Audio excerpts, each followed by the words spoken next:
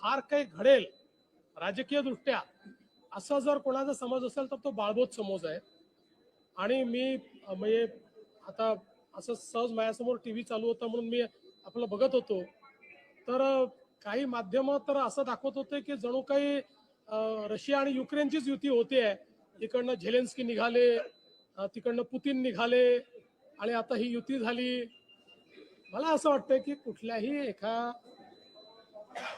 पक्षाला निवडणुकीतलं आपलं अस्तित्व टिकवण्याकरता जे काही करावं लागतं त्या दृष्टीने दोन पक्ष जे अस्तित्वाकरता लढतात त्यांनी केलेली युती आहे. त्यापेक्षा पलीकडे त्याच्यामधनं काही फार अन्वयार्थ काढण्याचं कारण नाही आहे. यांनी फार काही परिणाम होईल असं देखील मला वाटत नाही. याचं कारण ज्या प्रकारे मुंबईकरांचा विश्वासघात या मंडळींनी सातत्याने केलाय, ज्या प्रकारे मराठी माणसाला मुंबईच्या बाहेर घालवण्याचं काम आणि पाप यांनी केलेलं आहे, ते मराठी माणूस यांच्या सोबत नाही. आणि ज्या प्रकारे अमराठी माणसावर सातत्याने हल्ले केले आहेत तेही यांच्या सोबत नाही. मुंबईमध्ये कोणी यांच्या सोबत येणार नाही. यांचा ट्रॅक रेकॉर्ड हा केवळ भ्रष्टाचाराचा आहे. यांचा ट्रॅक रेकॉर्ड हा केवळ स्वहिताचा आहे. निवडणुका आल्या की भावनिक बोलायचं. आता भावनिक बोलण्याला जनता भुलणारी नाही. त्यामुळे निश्चितपणे या निवडणुकीमध्ये त्यांनी अजूनही 2-4 लोक सोबत घेतले तरीही मुंबईकर हे महायुतीचं काम बघून, महायुतीने केलेला विकास बघून, महायुतीने भविष्यातली जी मुंबई तयार करणं सुरू केलंय ते बघून आणि विशेषतः मराठी माणसाला मुंबईतच घरं देण्याचा जो कार्यक्रम महायुतीने सुरू केलेला आहे त्यामुळे निश्चितपणे महायुतीच्या पाठीशीच मुंबईकर उभे राहतात. आकडे सांगणार नाहीत मात्र मुलं पळवणारी टोळी तयार झालेली, त्याच्यामुळे आकडे आता सांगणार नाहीत असं देखील तुम्हाला असं आहे की आकड्यांशी माझा काही संबंध नाही. त्यामुळे त्यांच्या मनात काय आकडे आहेत, ते कुठे आकडे लावतायत, मला त्याच्यात इंटरेस्टही नाही. एवढंच आहे की म्हणजे ज्या प्रकारे ही पत्रकार परिषद झाली त्याच्या पाठीशी जो हाईप तयार केला होता, ओदा पहाड और चुहा भी नहीं निकला. तुम्ही दिला होता कटंगे आणि बटंगेचा नारा, तोच त्यांनी आता घेत आहेत आणि त्यांचा असं दावा आहे की तो मराठी माणसावर ही परिस्थिती आली मुंबई तोडण्यासाठी. पुन्हा एकदा सांगतो, त्यांनी लक्षात घेतलं पाहिजे, ते म्हणजे मुंबई नाही, ते म्हणजे मराठी नाही, ते म्हणजे सर्व काही आहे. हा जो काही त्यांचा गर्व आहे, हा जो काही दुराभिमान आहे, या दुराभिमानामुळेच मुंबईकर त्यांच्यापासून दूर गेले. कारण मुंबईकरांना सेवेकरी हवे आहेत. मुंबईकरांना त्या ठिकाणी राज्य गाजवणारे आणि स्वतःचा फायदा पाहणारे नको आहे.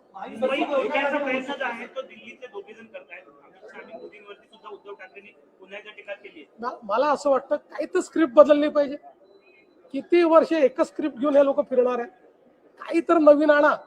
आणि जसं मी सांगितलं, मी तर मागच्या वेळेसच घोषणा केली होती, उद्धवजींनी विकासावर बोललं तर 1000 रुपये मी देईन, पण अजून माझे 1000 रुपये वाचले. अजून विकासाचा एकही गोष्ट ते बोलत नाहीत. आता ही निवडणूक विकासाची, मुंबईकराच्या हिताची निवडणूक आहे. त्याच्यावर ते एक शब्द बोलू शकत नाही. त्यांना 25 वर्षाचा हिशोब द्यावा लागेल, मिठी नदीतला हिशोब द्यावा लागेल, मराठी माणसाच्या घराचा हिशोब द्यावा लागेल. देऊ नाही शकत.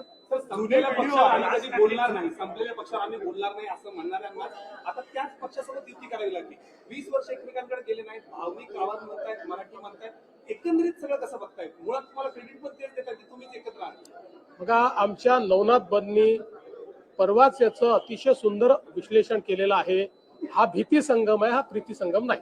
दुसरीकडे जुने व्हिडिओ आहेत, त्या जुन्या जुने जे व्हिडिओ आहेत तुमचा पण एक व्हिडिओ आहे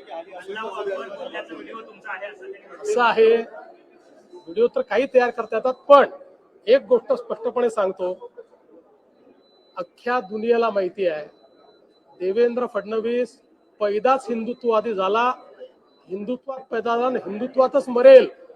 फक्त मतांकरता भगवी शाल घालणारे आम्ही नाही, फक्त मतांच्या करता रोज मत बदलणारे आम्ही लोक नाही. आम्ही हिंदुत्ववादी कालही होतो, आजही आहोत आणि उद्याही राहू. आमचं हिंदुत्व जनतेने पाहिलेलं आहे आणि त्यांना ते मान्य आहे. परप्रांतीयांना देखील आता मुंबईकर म्हणा असं देखील आता सुरू झालेलं पाहायला मिळतं. गेल्या काही आजच्या प्रेसमधून जवळपास दिसून येतं की परप्रांतीयांना प्रत्यक्षरित्या मराठीचा बाहुला मला आनंद आहे. किमान निवडणुकीत मत मिळवण्याकरता तरी आता त्यांनी आपलं मत बदललेलं आहे. नेहमीप्रमाणे पलटी मारलेली आहे, पण ही जी मारलेली पलटी आहे ती सुखावं आहे. त्यामुळे त्याच्यात त्यांनी तसंच राहावं, उद्या पुन्हा त्याच्यात बदलू नये. पण शेवटी जुनी पापं तर आहेत ना, ती लोकांनी बघितलेली आहेत. जुनी पापं धुता येणार नाहीत. खास करून नितेश राणे किंवा असे मंत्री हिंदुत्ववादीकडे सगळी भूमिका घेऊन कुठेतरी ह्या सगळ्यांना पोलराईज करतायत आणि यामुळे भाजपला फायदा होईल असं देखील एकत्रित सुरू त्यांनी सांगितलं. असं आहे, मुंबई आणि महाराष्ट्र हा हिंदुत्ववादीच आहे.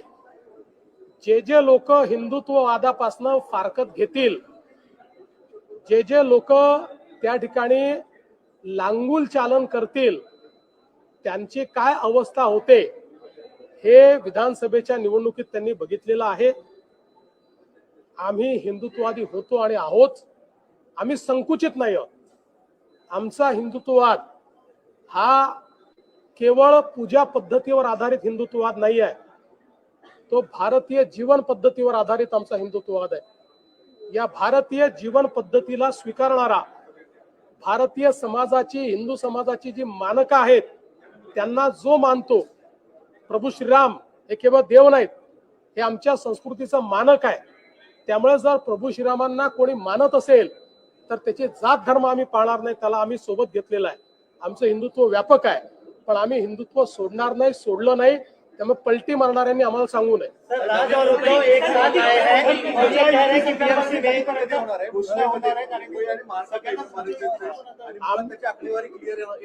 आमची युती अंतिम टप्प्यात आहे, लवकरच आम्ही त्याची घोषणा करू.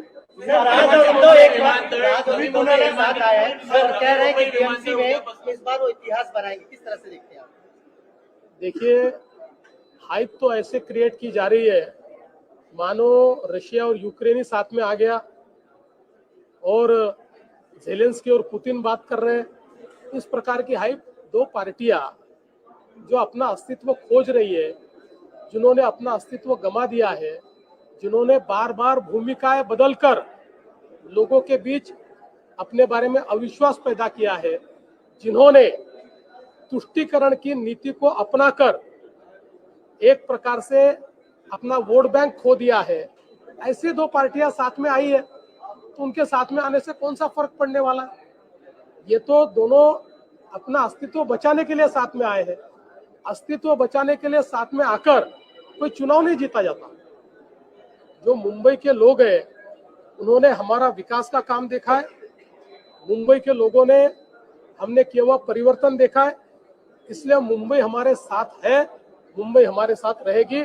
हमारी महायुति मुंबई जीतेगी. उद्धव जी का बयान है कि अमित शाह और मोदी ये सारी पार्टियां तोड़ने का काम करते हैं, लोगों को चुराने का काम करते हैं. देखिए, उद्धव ठाकरे जी एक बहुत ही निराश और फ्रस्ट्रेटेड इस प्रकार के व्यक्ति है.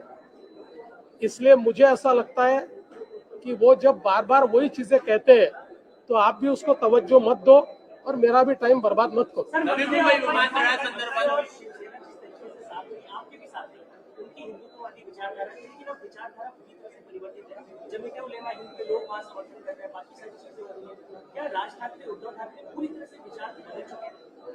देखिए, मुझे तो अब ये लगता है कि हिंदू हृदय सम्राट शिवसेना प्रमुख बाळासाहेब ठाकरे के बाद अब उद्धव जी के पास या राज जी के पास कोई विचार ही बचा नहीं. इनके पास कोई विचार नहीं. ये अवसरवादिता की राजनीति करते हैं. विचारों की राजनीति इन्होंने समाप्त कर दी, इन्होंने दफना दी.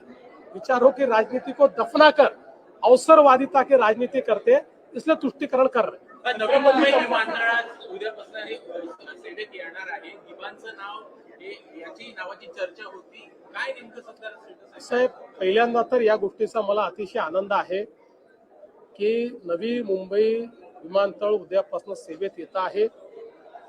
त्याला लोकनेते दिबा पाटील साहेब यांचं नाव देण्याचा प्रस्ताव महाराष्ट्र सरकारने केंद्र सरकारकडे पाठवलेला आहे. तो प्रस्ताव केंद्र सरकारकडे ऍक्टिव्हली विचाराधीन आहे. त्याच्यावरची कारवाई चाललेली आहे. त्या संदर्भात आम्ही केंद्रातल्या सर्व नेत्यांनाही भेटलो आहेत.